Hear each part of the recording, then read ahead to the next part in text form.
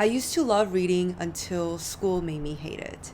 It's a very loaded, ironic statement that I'm making here, but I bet there are some of you out there who can agree. Because when we are in school and as we move on from elementary to middle to high school and beyond, we are assigned so many reading assignments. It's actually insane. From books to articles to research papers, you name it, we are constantly having to read. So for me personally, coming out of college, I was done. I was done with reading, done with books, and I wanted nothing to do with it. Fast forward to my post-grad self, I was done with school, working a 9-to-5 job, and I wanted to pick up some hobbies, new and old. And one of them was reading. And so I would order books on Amazon, go to bookstores, read reviews, and purchase books to read. But to my surprise, it was actually really difficult to find pleasure in reading. These books would just make wonderful house decorations, which brings us finally to the present day. After months and months of trial and error, I have finally cracked down a little recipe to falling in love with reading again.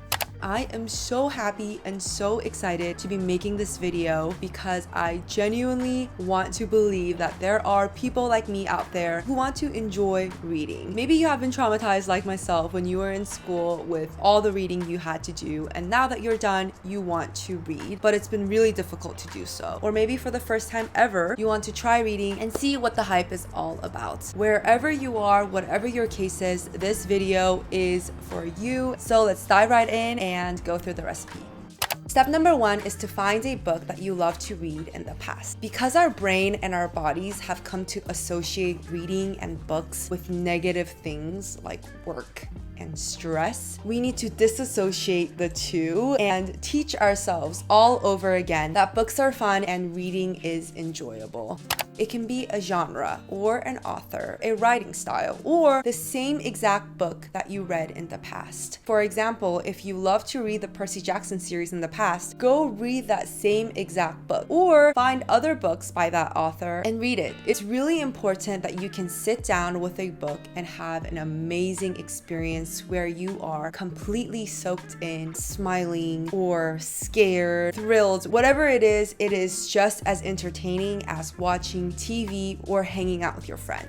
For me, that book was A Court of Thorns and Roses by Sarah J. Maas. And I will be completely transparent with you in saying that I was a little embarrassed to be reading a young adult fantasy novel as a woman in her mid-20s, because in my head, for whatever reason, I pictured myself reading books on money, mental health, politics, autobiographies. But you know, I don't think there is any need for us to be embarrassed or to think that way, because our goal here is to simply enjoy reading, and that's all that matters. I know this book was a huge success for me because I finished this book cover to cover in less than 24 hours. I will forever be grateful for this book because it reminded me as a 24-year-old that I can love books and spend my free time on my couch instead of watching TV or hanging out with my friends and have a blast reading a book. I highly recommend. The spice level is not crazy. I think there was a total of 15-20 pages. This one did have a slower start, so I will say that, but once you're in it, and it is a whole series. I personally decided not to continue on because I love the ending and I wasn't really ready to be fully immersed in one world.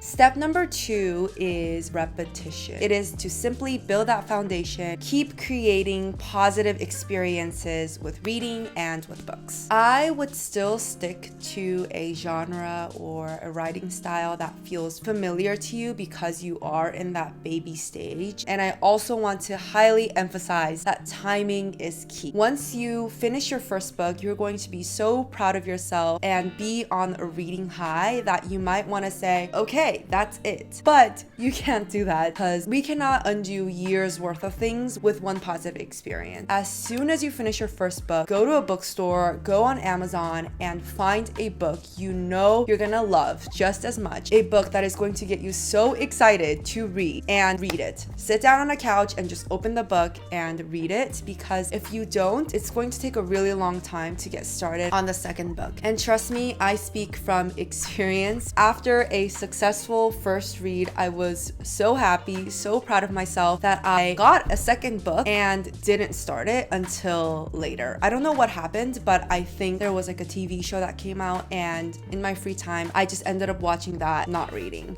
My second book was People We Meet on Vacation by Emily Henry. It was my first ever Emily Henry book and a huge success. She is so fun to read, an easy read for sure. It is a romance novel. More than anything, the characters are so engaging and so funny. I remember just reading this book and grinning and smiling and even laughing because I was like, oh my goodness, they are so funny, and you just come to love the characters so much. The plot line is cool, it's amazing, and the spice level, 15-20 pages, PG-13. Step number 3 is to engage with the reading community. And what I mean by this is to go on YouTube and watch videos on people who are reading, book reviews, book vlogs, or go on Book Talk. Engage with the comments and what people are saying and get yourself to be part of the reading hype, because that will positively impact and grow your excitement, your appreciation, and your love for books and reading. I think there is a huge value to be part of a community who have the same interest as you do. All right, we are moving on and we are at our last step, which is to step outside your comfort zone. We have talked about the analogy of growing your reading muscles, and it's time now to branch out and start using different machines, putting on some more weight, and trying new things. By this point, hopefully you have built that foundation, had plenty of great experiences with reading and with books, and now you can take a step outside your bubble, try a new genre, a new author, or a different writing style. Now, I don't mean here that you need to change everything and read something completely different. Notice here how I'm saying taking a step instead of a jog or a run.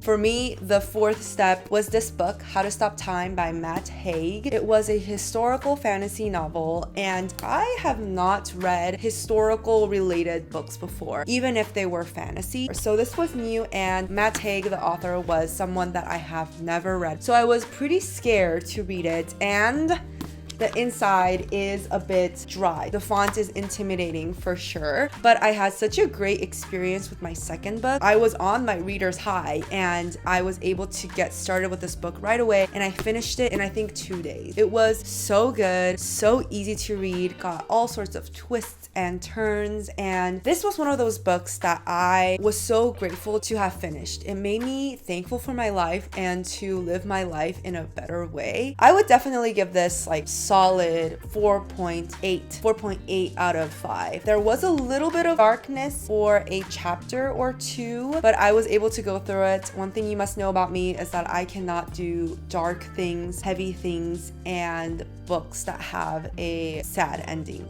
yet. That is a muscle that I want to grow, but not yet. Anyways, in step 4, I hope that you can try new things and grow as a reader. And now, even if you come across a book that you don't like or a writing style that you're like, wow, I read a lot of words, I have no idea what that meant, it will not impact you as a reader. Wow, that was so much talking. Thank you for sticking around and for listening. I just really hope that you see this video and you feel really excited to pick up a book and read. And please let me know in the comments if you have any book recommendations, if you end up reading any of the books that I mentioned, or your journey as a reader. I'd be so curious to know. And I hope to see you again in my next video very soon.